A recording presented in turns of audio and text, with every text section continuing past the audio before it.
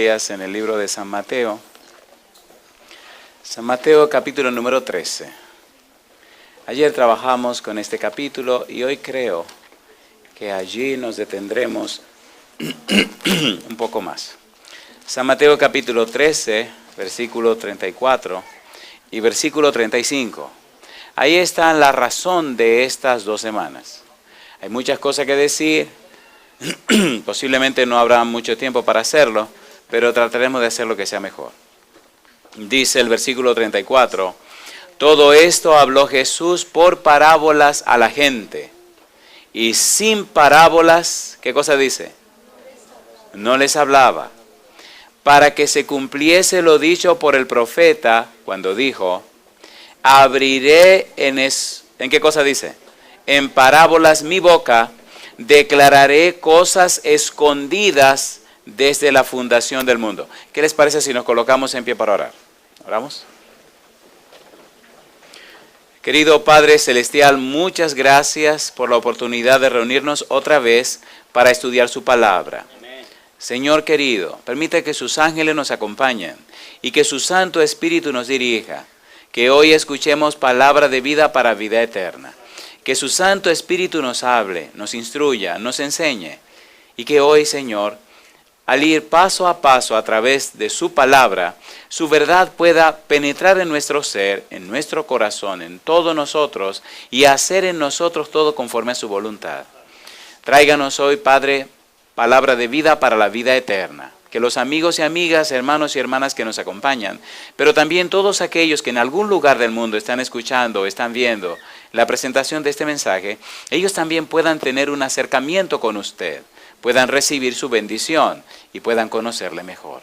Diríjanos, Dios, y cuídenos. Se lo pedimos en el nombre santo de Jesús. Amén. Amén. Decíamos ayer que una parábola es una comparación. No vamos a detenernos a repetir lo que hablamos ayer porque el tiempo siempre es corto y no hay suficiente tiempo para trabajar con todo lo que quisiéramos. Decíamos también ayer, San Mateo capítulo 13, versículo 11, que el Señor Jesús le dijo a sus discípulos, San Mateo 13, 11, el versículo 10 dice, entonces acercándose los discípulos le dijeron, ¿por qué hablas por parábolas? Y él les respondió, porque a vosotros os he dado saber, ¿qué cosa dice? Los misterios del reino de los cielos, mas a ellos no les es dado. ¿Por qué no? Porque los misterios del reino de los cielos hay que estudiarlo. Cuando usted quiere saber los misterios del reino de los cielos, tiene que dedicarse a aprender los misterios del reino de los cielos. ¿Le gustaría saber cuáles son los misterios del reino de los cielos? ¿Sí o no? ¿Sí o no? Mire el versículo 35 del capítulo 13. Para que se cumpliese lo dicho por el profeta cuando dijo, abriré en parábolas mi boca, declararé cosas escondidas ¿desde cuándo? Desde la fundación del mundo. Si son cosas escondidas, son misterios. En la Biblia, la palabra misterio en el griego significa algo que debe ser descubierto, algo que debe ser dado a conocer. Algo que viene como resultado de la investigación. Por ejemplo, en el libro de Efesios, capítulo número 3. Efesios, capítulo número 3, el apóstol Pablo habla acerca del conocimiento que él tiene acerca del misterio. Y de una vez define lo que para él es el misterio. Efesios, capítulo 3, versículo número 1. Dice el verso 1. Por esta causa yo, Pablo, prisionero de Jesucristo, Jesús por vosotros los gentiles, si es que habéis oído de la administración de la gracia de Dios que me fue dada para con vosotros, que por revelación, ¿qué sigue diciendo? Me fue declarado, ¿qué cosa? El misterio, como antes lo he escrito brevemente. Y él añade, leyendo lo cual podéis entender cuál sea mi conocimiento. ¿En qué cosa dice? En el misterio de Cristo. Y la pregunta es, ¿pero cuál es el misterio de Cristo? ¿Cuál es el misterio? Y él sigue diciendo, misterio que en otras generaciones no se dio a conocer a los hijos de los hombres, como ahora es revelado a sus santos apóstoles y profetas por el Espíritu. Mi pregunta, entonces, el misterio de Cristo ha sido revelado, ¿sí o no? ¿Sí o no? ¿A quiénes le fue revelado? Dice el apóstol Pablo, a los apóstoles y profetas. ¿Quién se lo reveló? Ahí dice el Espíritu Santo. Ahora, una pregunta. ¿Verdad que está interesante esta manera de ir buscando la verdad en la Biblia? ¿Sí o no? Cuando empecé a estudiar la Biblia era un adolescente de 18 años. Y vi la Biblia y la veo todavía como un mapa. ¿Han visto las películas donde hay un mapa para encontrar un gran tesoro? ¿No han visto películas ustedes? ¿No se emocionan ustedes en la manera de cómo van descubriendo las señas y cómo se va aclarando lo que el mapa dice? Oiga, uno se emociona hasta que al final, ¿qué cosa? Encuentran el tesoro. Estoy haciéndole el ambiente porque esta noche vamos a hablar de encontrar un tesoro. Y tiene que conocer la regla del juego, si no, no va a encontrar el tesoro. Pregunto, ¿podemos saber entonces cuál es el misterio? ¿Sí o no? ¿Fue revelado el misterio? Dice el versículo aquí, misterio que en otras generaciones no se dio a conocer a los hijos de los hombres, como ahora es revelado a sus santos apóstoles y profetas por el Espíritu Santo. ¿Y cuál es el misterio?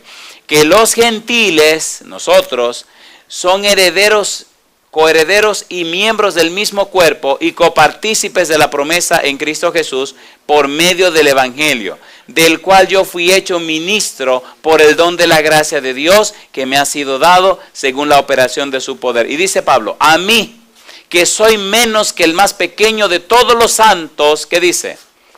Me fue dada esta gracia de anunciar entre los gentiles el evangelio de las inescrutables riquezas de Cristo y de aclarar a todos cuál sea la dispensación del misterio escondido desde los siglos en Dios que creó todas las cosas. ¿Desde cuándo estaba ese misterio oculto y guardado? Desde los siglos, desde la eternidad, desde el pasado. Y ahora Jesús viene con parábolas a revelar el misterio, a dar a conocer el misterio, a instruir a la gente en el misterio, a presentar ante la gente el secreto que la gente no sabía, a descifrar el misterio. Y las parábolas nos ayudan a descifrar el misterio. De allí la importancia de estas 2 semanas. Es posible que usted tenga mucho tiempo en la iglesia y haya leído muchas parábolas. La pregunta es, ¿las entiende? ¿Las comprende? ¿Sabe lo que hay detrás de esas parábolas? ¿Entiende qué fue lo que Jesús quiso decir? Los investigadores de la Biblia juegan con algunos conceptos. Es más, hay una ciencia bíblica que se llama hermenéutica. ¿Cómo se llama? La hermenéutica es la ciencia que hace y trata acerca de la correcta interpretación de la Biblia.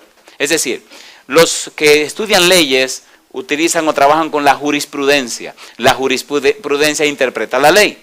La Biblia, entonces, tiene una ciencia, es la hermenéutica. La hermenéutica le dice cómo entender la Biblia. Hay otras palabras que no creo que tenga ningún interés de estar trayendo por aquí, pero sí voy a hacer sus definiciones. Número 1, una cosa es lo que la Biblia dice. Número 2, otra cosa es lo que quiere decir. Y número 3, otra cosa es enseñar lo que quiere decir. Número 1, lo que la Biblia dice. Número 2, lo que quiere decir.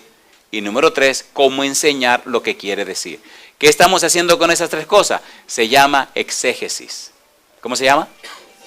Así que cada noche vamos a hacer una exégesis bíblica. ¿Pero cómo? De forma que usted lo pueda entender y que podamos juntos edificarnos en la palabra de Dios. ¿Se entiende lo que estamos diciendo? A ver, ¿sí o no? Entonces, ¿esto es una clase? Sí, señor. ¿Esto es un seminario? Sí, señor. ¿Cómo se llama? Las parábolas de Jesús. No habrá tiempo de ver 40 ni 52, pero yo creo que con 14 parábolas que usted comprenda son suficientes para alcanzar salvación y vida eterna en Cristo Jesús. ¿Estamos de acuerdo? ¿Están listos? ¿Podemos comenzar con la de esta noche? ¿Seguro que están listos? ¿No hay que aclarar un poquito más el negocio este? ¿Sí o no? Vamos a orar. Ustedes están muy serios. Vamos a orar. Pónganse en pie, vengan. Lo noto como muy serio. Suéltense, les digo, suéltense. Suéltense, están muy tensos. Señor, nuevamente tocamos la puerta del trono de su gracia para pedir que su santa gracia nos asista y su espíritu nos llene. Ahora, al estudiar la parábola de esta noche, permítanos, Señor, comprenderla, entenderla, asimilarla, integrarla a nuestra vida y hacer las decisiones necesarias para que esto sea efectivo y eficaz en nuestra vida. Señor, le amamos, le alabamos, le bendecimos y le adoramos. Y pedimos la unción de su Espíritu en esta hora, para que su Espíritu nos hable a través de su palabra, en el nombre de Jesús. Amén. Resulta que en el mismo capítulo 13 de San Mateo, donde estamos trabajando, está la parábola que vamos a estudiar. Curiosamente, esta parábola apenas tiene un versículo. ¿Cuántos versículos tiene? Un versículo. Está en San Mateo capítulo 13, versículo número 44. San Mateo 13, versículo ¿cuánto? 44. Dice el Señor Jesús: además, el reino de los cielos es, ¿qué cosa? Semejante a un tesoro escondido en un campo, el cual un hombre halla y lo esconde de nuevo, y gozoso por ello va y vende todo lo que tiene y compra aquel campo. ¿Recuerda usted que en el mismo capítulo 13 el Señor Jesús había hablado de 4 terrenos? ¿Se acuerda o no se acuerda? ¿Se acuerda cuáles eran los 4 terrenos? Seguro. Hablaba de un sembrador. Y cuando el sembrador esparció la semilla, la primera semilla cayó junto a ¿qué cosa? Al camino. ¿Y qué hicieron las aves? Se la comieron. Este es el examen, ¿eh? ¿Y qué representa ese terreno junto al camino? ¿A quién representa? Son personas que reciben la palabra, no la entienden y el malo se la quita. ¿El malo quién es? El diablo. La segunda semilla cayó ¿dónde? Entre pedregales. ¿Y qué pasó con la semillita? Germinó. Y empezó a crecer, pero los rayos del sol la quemaron porque tenía pocas raíces. ¿Sí o no? ¿A quién representa ese tipo de esa experiencia? Son aquellos que con gozo reciben la palabra, pero cuando vienen los problemas y las dificultades, la dejan y entonces se apartan. Número 3. En la tercera semillita cayó ¿en qué lugar? Entre espinos. Y germinó. Pero entonces, ¿qué ocurrió? Que los espinos la ahogaron. ¿A quién representa ese grupo? Dice el Señor Jesús, representa a aquellos que reciben con gozo la palabra, pero los afanes de este mundo, el amor a las riquezas y el amor a las cosas que este mundo ofrece, entonces ahogan la semilla de Dios en la persona.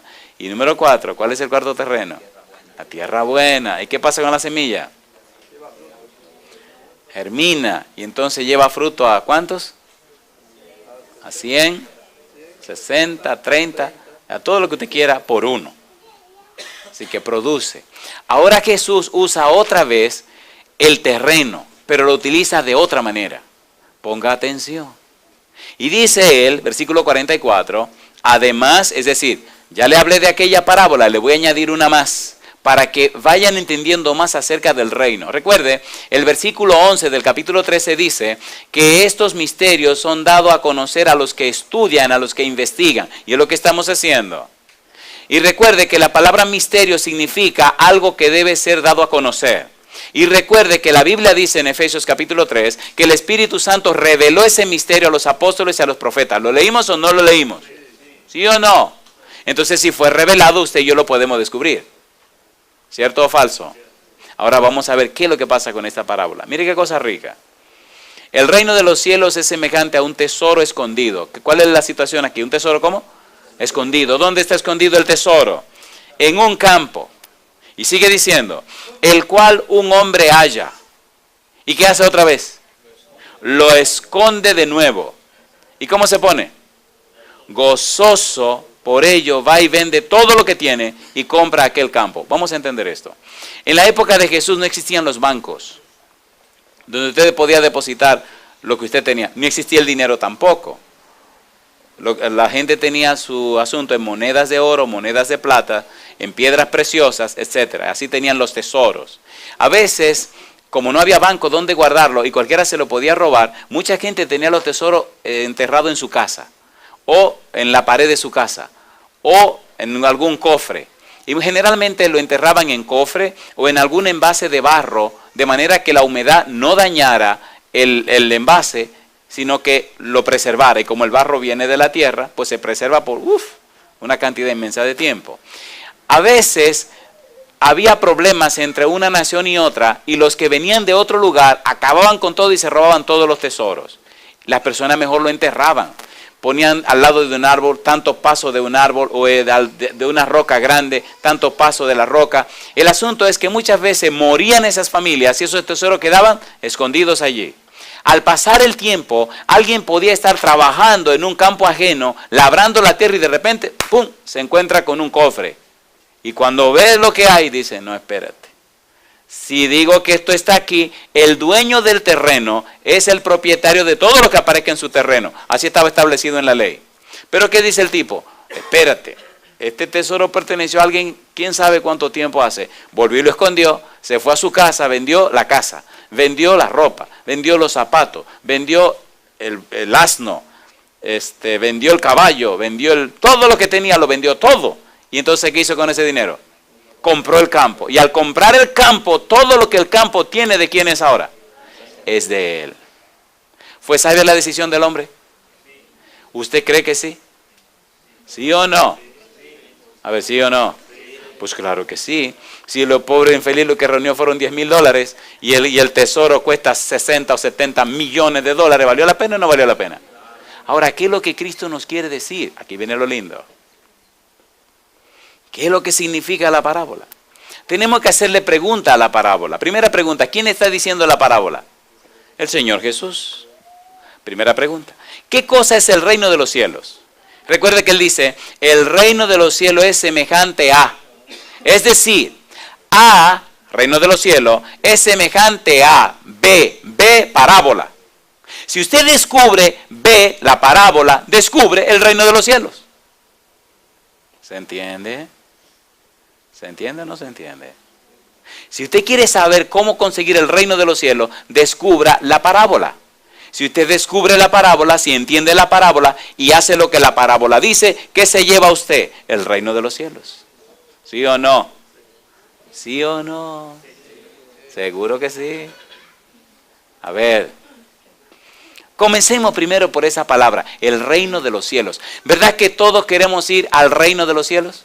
Pues no van ahí. Mire qué interesante. Porque al reino de los cielos uno no va. Ay. Porque el reino de los cielos no está hablando del cielo, está hablando de una persona. Es una persona el reino de los cielos. ¿Ven cómo comienzan a cambiar las cosas? ¿No es un tesoro que la persona encuentra? ¿Sí o no? Entonces no es un lugar donde la persona va. Pastor, ¿qué le pasa a usted? Mire, espérese, esto me está confundiendo, pastor. Vamos a ponernos claros. Ok, San Lucas. Capítulo número 17, versículo 21. ¿Verdad que se va a comenzar a poner bueno esto? San Lucas 17, 21. Versículo 20, 21. San Lucas 17, 20, 21. Voy a ser bien preciso porque no disfrutamos de todo el tiempo que quisiéramos. Pero después, si usted quiere, nos sentamos y le damos más grande, más duro al negocio. Me fascina esto. Dice el versículo 20. Preguntado por los fariseos, ¿cuándo había de venir el reino de Dios? Les respondió y dijo. ¿Qué le preguntaron los fariseos? ¿Cuándo va a venir el reino de Dios? Y Jesús le contestó. El reino de Dios no vendrá con advertencia, ni dirán, helo aquí o helo allí, porque he aquí el reino de Dios está entre vosotros. ¿Quién estaba entre ellos? Entonces, ¿quién es el reino de Dios? Jesús. Si usted tiene a Jesús, tiene el reino de Dios. Si no lo tiene, por más cristiano que usted sea, no tiene nada. ¿Sí o no? Esto no es asunto de religión, es asunto de relación. Hay muchos que se llaman cristianos, hay muchos que son religiosos, pero no son cristianos. ¿Cierto o falso? ¿Sí o no? ¿Saben quiénes son los que más daño le han hecho al cristianismo? Los religiosos. Pastor, ¿qué le pasa? Sí, nosotros los religiosos somos los que más daño le hemos hecho al cristianismo. Porque el mal testimonio que nosotros damos hace que otros no se acerquen a Cristo Jesús. ¿Cierto o falso? Miren, déjense de cosas, que vamos a hablar claro. Y dicen, ¿y esos son los cristianos? Conmigo que no cuenten. Entonces son piedra de tropiezo. Una pregunta, ¿ustedes quieren que hablemos claro o quieren que le dore la perla? A mí no me gusta adorar nada, a mí me gusta poner la cosa clara. Porque cuando usted se pierda, no va a... No, que yo no sé. No, si usted se perdió, se perdió. Olvídese. O si salvó, se salvó. Pregunta número 1. ¿Quién es el reino de Dios? Cristo Jesús. Cosa linda. ¿Quién es el reino de Dios? Jesús. Y ya de ahí usted puede añadirle todo lo que usted quiera. No, que la Biblia dice, que diga lo que usted quiera, pero Él dice, el reino de Dios está entre ustedes. No es una cuestión que viene, no. Yo soy el reino de Dios. Y así vamos a ver muchos títulos lindos que tiene el Señor Jesús. Ok, vamos a trabajar con la parábola, vamos a seguir descubriendo cosas. Número 1, San Mateo capítulo número 13, versículo número 30, versículo número 44. San Mateo 13, 44. Recuerde que decía, el reino de los cielos es semejante a un, ¿qué cosa? Tesoro escondido en un campo. ¿Tesoro escondido dónde? En un campo. ¿Encontró la persona el tesoro en el campo? ¿Podía llevarse ese tesoro? No, porque el campo no era de él. Cosa rica.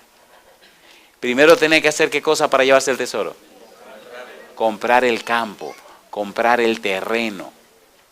Ahora, si el reino de los cielos es Jesús y es semejante a un tesoro, entonces ¿quién es ese tesoro? ¿Quién es el tesoro? Cristo Jesús. ¿Y dónde está ese tesoro? En el campo. ¿Y cuál es el campo? ¿Dónde yo puedo ir a buscar ese campo para hollar y sacarlo? ¿Le gustaría que fuéramos a ese campo ahora mismo? A ver, ¿sí o no? Una pregunta. ¿Está interesante esto o no está interesante? A mí me gustan estas cosas porque me gustan las profecías también. Me fascinan. Porque cuando uno va profundizando y descubriendo más cosas, en estos días recibí un libro de un doctor argentino. Hizo un trabajo maravilloso. El capítulo de la Biblia más difícil de entender y de explicar se llama Daniel capítulo 11. Toda la Biblia entera es una belleza, pero si usted se sienta con Daniel 11, va a sudar. Y este hombre hizo todo un trabajo sobre ese capítulo, versículo por versículo y palabra por palabra. Y cuando uno se sienta a leer eso, ay, es como si uno estuviera comiéndose un manjar.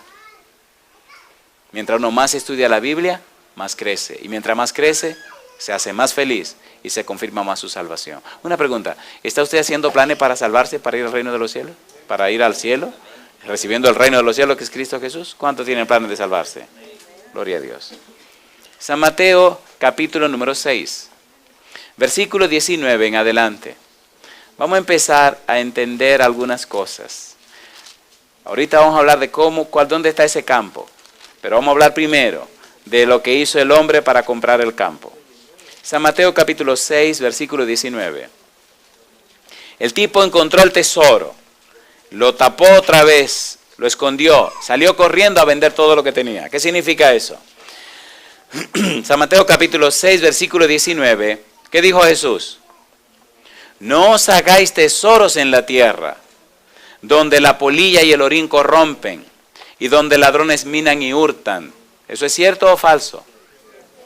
Sino haceos tesoros, ¿dónde? En el cielo, donde ni la polilla ni el orín corrompen, y donde ladrones no minan ni hurtan. Porque donde esté vuestro tesoro, ¿qué cosa? Allí estará también vuestro corazón. La pregunta, si el hombre encontró el campo, si encontró el tesoro, si vendió todo lo que tenía y lo vendió para comprar el campo y adueñarse del tesoro, ¿dónde iba a estar el corazón de esa persona entonces? En ese tesoro, ¿sí o no? Ahora, ¿por qué? Porque le costó todo lo que tenía. Cuando usted da todo lo que tiene por una causa, su corazón está en esa causa, ¿cierto o falso? ¿Sí o no? ¿Verdad que el campo costaba bastante, que este hombre tuvo que vender todo lo que tenía? ¿Sí o no? ¿Sí o no? Y como decía Cantinflas, la moraleja, joven. O sea, ¿cuál es la moraleja de esta parábola? ¿Qué es lo que el Señor nos quiere decir? Si descubrimos qué cosa es el campo, y si descubrimos el costo del campo, entenderemos la belleza de la salvación. Hubo un hombre en la Biblia llamado Pablo, el apóstol Pablo, que entendió eso. Filipenses capítulo 3. Filipenses capítulo 3. Versículo número 7 y versículo 8. Miren lo que le pasó a Pablo. Filipenses capítulo 3, versículos 7 y 8. Dice el versículo 7, Filipenses capítulo 3, versículo número 7. Pero, dice él, cuantas cosas eran para mí ganancia, las he estimado como pérdida por amor de Cristo.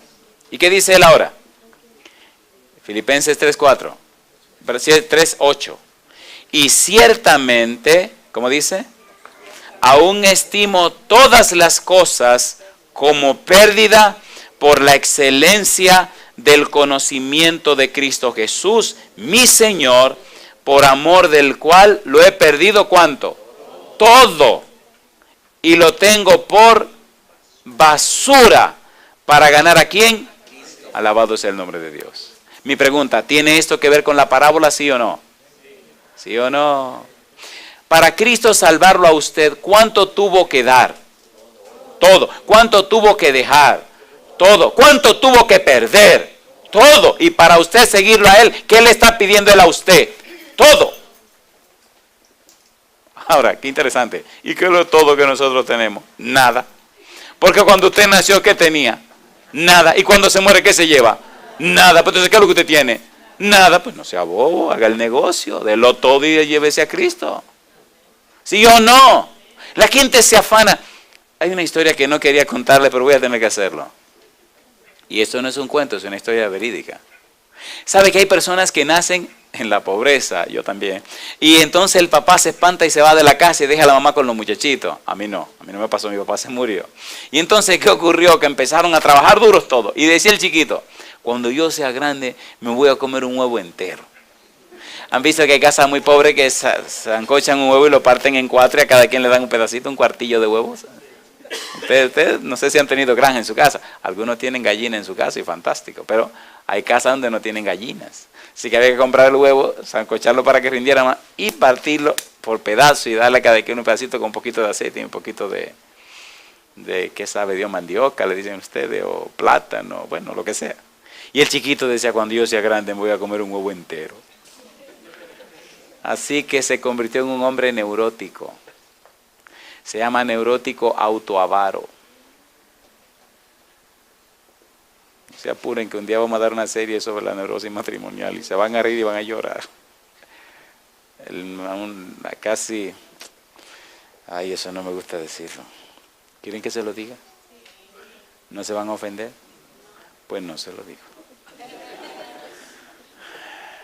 9 de cada 10 seres humanos tienen serios problemas psicológicos. De los primeros 10, yo soy el primero que estoy mal, así que no se preocupen. Uno de ustedes está sano, pero no soy yo. Sigamos mejor con el asunto este. Y el hombre trabajó duro y se hizo rico, se casó con su esposa y todo. Pero cada vez que la esposa tenía que gastar algo, era, mire, espérese, no. Y si era para los hijos, pero cuando se trataba de él, gastaba y se hizo millonario. Pues claro, ¿cómo no? Y le decía, el tipo se enfermó y ya era un señor mayor, tenía hijos y nietos, una fábrica, una empresa, muchas cosas y sus hijos.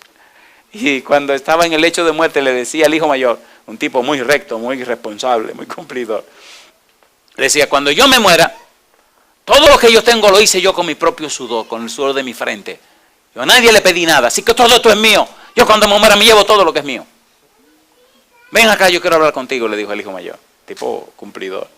Cuando yo me muera, tú me reúnes todo lo que es mío y me lo eches en mi caja, que eso es mío, yo me lo llevo. No lo dejo lo mío a nadie. Y le dijo, papá, sí, cómo no, está bien. Los otros hermanos se preocuparon porque el hijo mayor era un tipo que era muy cumplidor. Cuando prometía una cosa, la cumplía. Así que el viejo se tranquilizó. Llegó el día último ya donde el tipo se iba y agarró al hijo y lo agarró así, lo apretó y le dijo, tú siempre cumples tu palabra. Papá, yo voy a cumplir mi palabra. ¿Tú sabes muy bien? Sí, papá, no se preocupe. El tipo se murió. Y los hermanos chequeando a ver qué va a hacer el hermano mayor. Ustedes son curiosos, lo veo a todos así esperando y entonces ahora. Compadre, llegó el último día y lo llevan a la funeraria, un funeral de esos funerales pesados. Y llega la parte final donde se tiene el sermón. Se termina todo, entonces se cierra la caja. De esas cajas de medio cuerpo, usted ve al muerto desde la cintura para arriba, una caja pesada, una caja cara. ¿Le gustaría a usted una de esas, verdad que sí? A mí no. De ningún tipo la quiero así. Entonces, llegó el momento de cerrar la caja y sellarla con unos tornillos que hay en unas crucecitas muy lindas, pero cuando te le hacen así, se pega la tapa con lo de abajo y ya ahí te fastidiaste y te quedaste encerrado. Y entonces llega el momento y cuando ya tapan, los hermanos hacen, y dice el hermano mayor, un momento, por favor levanten la tapa. Y levantan la tapa. Y él hace así, entra la mano en su saco y saca una chequera. Y muy serio la pone encima de la caja y comienza a escribir. Y hace un cheque a nombre de su papá. Y le pone la cantidad total de todo lo que significaba la fortuna que el papá tenía en dinero, en propiedad, de todo se lo puso. Y como él firmaba junto con su papá, se lo firmó. Rompió el cheque, se lo puso. El papá estaba así muy serio, porque estaba muerto. Y le puso el cheque ahí en el pecho, ahí arriba. Y entonces le dice, papá, ahí está todo lo que tú tienes. Cuando llegue allá, cámbialo. Lo taparon y lo enterraron. Yo no sé si el tipo cambió el cheque, pero le entregaron su dinero. Usted se ríe. Vamos a ser sinceros aquí, usted y yo. Con risa duele menos. ¿Verdad que dedicamos poco tiempo a buscar a Dios? ¿Sí o no? Pero ¿verdad que con arrojo, con ahínco y con afán queremos ganar más dinero cada día? ¿Sí o no? Si tenemos un carrito, párate ahí y se arregla un poquito, queremos otro. Si tenemos una casita, no, quiero otra. Siempre queremos algo más y no buscamos el reino de Dios y su justicia. ¿Cierto o falso? ¿Sí o no? Y se pasan los años y se pasa el tiempo y viene la vejez. Y usted ve a la gente todavía en la vejez, afanando porque hay que ganar más. Pero ven acá, ¿qué te pasa a ti? Descánsate. No, que la vida está cara. Y con dinero en el banco y se van a morir. Y una tacañería de que no querer gastar. Vamos a ser honestos, ¿eso es verdad o no es verdad? Su tesoro y sus cosas están ¿dónde? Aquí en la tierra. ¿Qué es lo que la parábola nos quiere decir? Entremos en detalle ahora. Si el reino de Dios es Jesús y el tesoro es Jesús, ¿cuál es el campo? ¿Cuál es el campo que debo comprar? ¿Cuál es el campo que debo obtener donde el tesoro está escondido? Miren las palabras de Jesús, San Lucas capítulo 24. Mire qué cosa linda. Una pregunta, ¿es lindo estudiar la parábola, sí o no? Alabado sea Dios. San Lucas capítulo 24. El Señor Jesús había muerto y resucitado. Los discípulos, Él se le presentó a los discípulos para despedirse. Y entonces le dijo estas palabras. San Lucas capítulo 24, versículo 44. Dice el versículo 44. Y les dijo, ¿qué cosa? Estas son las palabras que os hablé, estando aún con vosotros, que era necesario que se cumpliese, ¿qué dice? Todo lo que está escrito de mí, ¿dónde? En la ley de Moisés, ¿dónde? En los profetas, ¿y dónde? Y en los salmos. Cuando Jesús vivía en la tierra, no existía el Nuevo Testamento, solo existía el Antiguo Testamento. Y precisamente estaba dividido en la ley de Moisés o Pentateuco, que son los libros de Génesis, Éxodo, Levítico, Números y Deuteronomio, los 5 primeros libros. Número 2, los profetas, que son 16, 4 profetas mayores y 12 profetas menores. Y los salmos, que es el libro de Cantares, el libro de Salmos y otro libro de Proverbios y demás, que eran libros que tenían que ver con cantos y poesías y demás. Todo el Antiguo Testamento estaba dividido en 3 partes. Y él dice que ahí es donde se da testimonio de él. Es decir, ese es el campo donde yo estoy enterrado. Ahí es donde tú me puedes encontrar, ¿sí o no? A ver, ¿sí o no? San Juan capítulo 5, versículo 39. Mire cómo lo dice más claro San Juan. ¿Usted quiere encontrar el tesoro? Agarre la Biblia. Juan 5, 39. Dice el Señor Jesús: escudriñad las Escrituras, porque a vosotros parece que en ellas tenéis, ¿qué cosa? Vida eterna, el reino de Dios. Y ellas son las que dan testimonio, ¿de quién? De mí. ¿Usted quiere encontrar el tesoro? Agarre la Biblia. ¿Usted quiere encontrar el tesoro? Estudie la Biblia. ¿Usted quiere comprar el campo? Compre la Biblia. Comprar la Biblia significa llenarte con ella. Hay gente que tiene muchísima Biblia en su casa.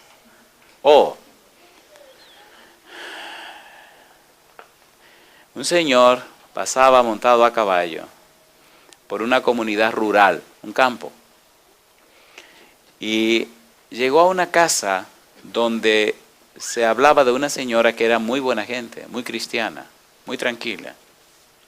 Y entonces toca a la puerta La señora sale, abre la puerta y muy amablemente le pregunta, ¿en qué puedo servirle?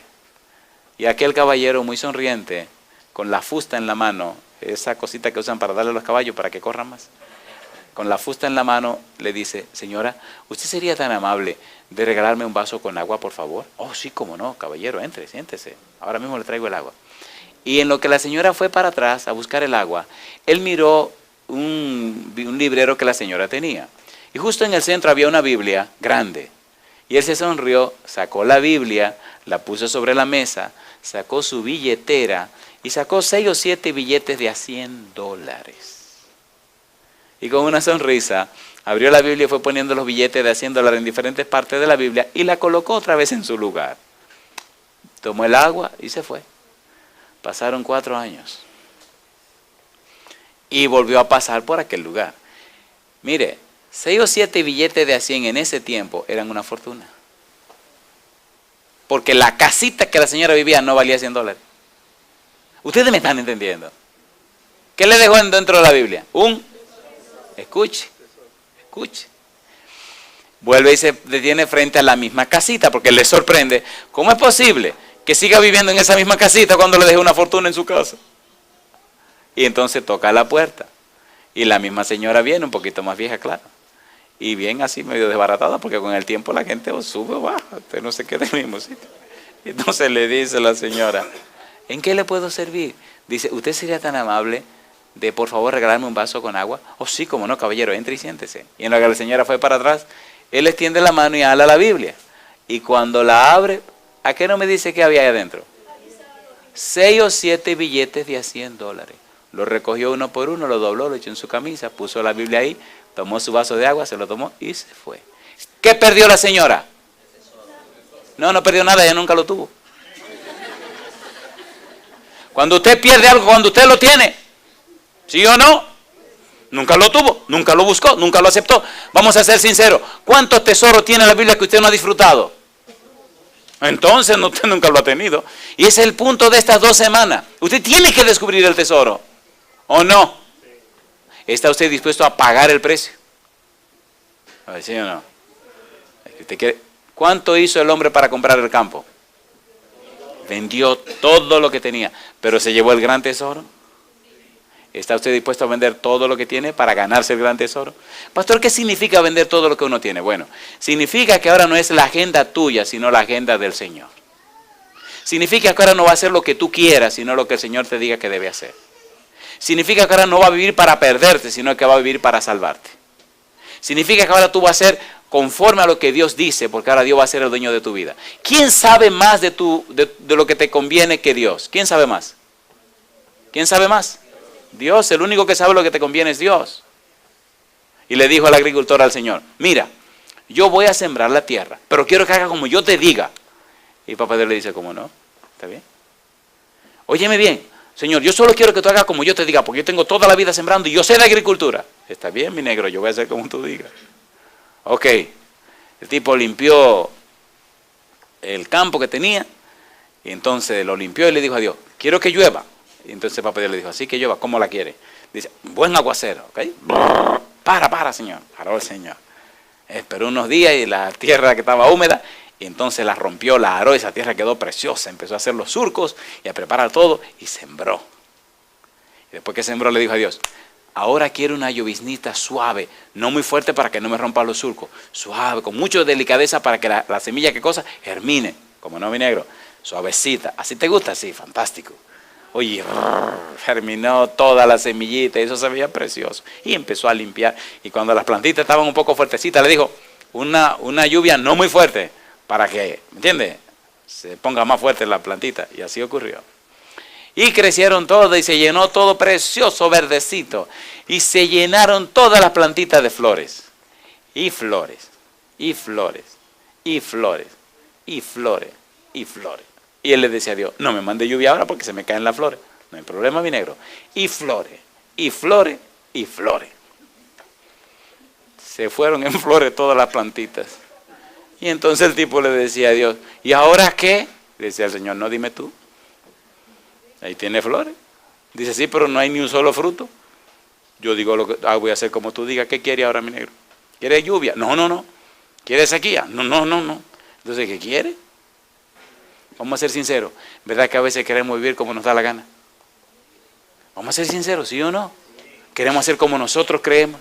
Pero si Dios nos hizo a nosotros, ¿quién va a saber más de nosotros y mejor que Dios acerca de nosotros? Y entonces le dice al campesino, preocupado a Dios, bueno, pues haz algo. Dice, no, yo estoy esperando, tú dijiste que hiciera como tú querías, dime qué hago yo ahora. Tú no estás jugando a ser Dios, dime qué quiere que haga ahora. Señor, perdóname, yo no sé. Dice, mi negro, se te olvidó pedir una cosa. Dice, ¿cuál? Se te olvidó decirme que envíe los vientos del norte. Vientos del norte, ¿y para qué quiero yo vientos del norte? Querido, los vientos del norte traen los granos de polen que germinan la flor y entonces nace el fruto. Ah, pero yo no sabía. Dice, hay muchas cosas que tú no sabes. ¿Qué te parece si me dejas seguir siendo Dios y tú solo haces lo que yo te digo? Pidió los vientos del norte, vinieron los granos de polen, germinaron todas las florecitas y una cosecha tremenda. Pregunta para usted, ¿quiere jugar a ser Dios? No, no se atreva. ¿Le gustaría dejar que Dios siga siendo Dios? ¿Quiere pagar el precio para tener el tesoro? ¿Sí o no? Aunque pierda algunos amigos. Póngase en pie si verá que usted se atreve a pagar el precio. En la Biblia dice, en el libro de San Lucas, y me gusta la Biblia por esto, San Lucas capítulo 9, y con esto voy a terminar. San Lucas capítulo número 9. ¿Verdad que las parábolas son apasionantes? A ver, ¿sí o no? Sí. San Lucas capítulo 9, versículo 23 al 26, dijo el Señor Jesús. San Lucas 9, 23. Y decía a todos, ¿qué cosa? Si alguno quiere venir en pos de mí, niéguese a sí mismo, tome su cruz cada día, ¿y qué cosa? Y sígame, porque todo el que quiera salvar su vida la perderá, y todo el que pierda su vida por causa de mí, éste la salvará. Pues, ¿qué aprovecha al hombre si gana todo el mundo y se destruye o se pierde a sí mismo? Porque el que se avergonzare de mí y de mis palabras, de éste se avergonzará el Hijo del Hombre cuando venga en su gloria y en la del Padre. Mi pregunta para usted, ¿se atreve usted a tomar la decisión de decirle a Dios, Señor, desde hoy usted será primero en mi vida y todo lo demás estará en segundo lugar? ¿Se atreve a hacer eso? ¿Cuántos se atreven a hacer esa decisión? ¿Puedo orar a Dios por esa decisión suya? ¿Está usted dispuesto a pagar el precio? Cuando dice negarse a uno mismo significa poner a un lado mis propios planes, poner a un lado mis propios criterios, poner a un lado lo que yo quiera, lo que yo piense y poner en el centro lo que Dios quiere. Cuando dice tome su cruz y sígame significa estar dispuesto a morir en la cruz si es necesario, a sacrificarme si es necesario, con tal de tener el reino de los cielos. ¿Lo dio todo aquel hombre y lo vendió para comprar el tesoro, sí o no? Querido Padre Celestial, colocados en pie, todos hemos decidido ponerle a usted en primer lugar. Queremos, Señor, que sus santos ángeles nos acompañen y su Espíritu Santo nos dirija. Gracias por los amigos y amigas presentes en esta reunión.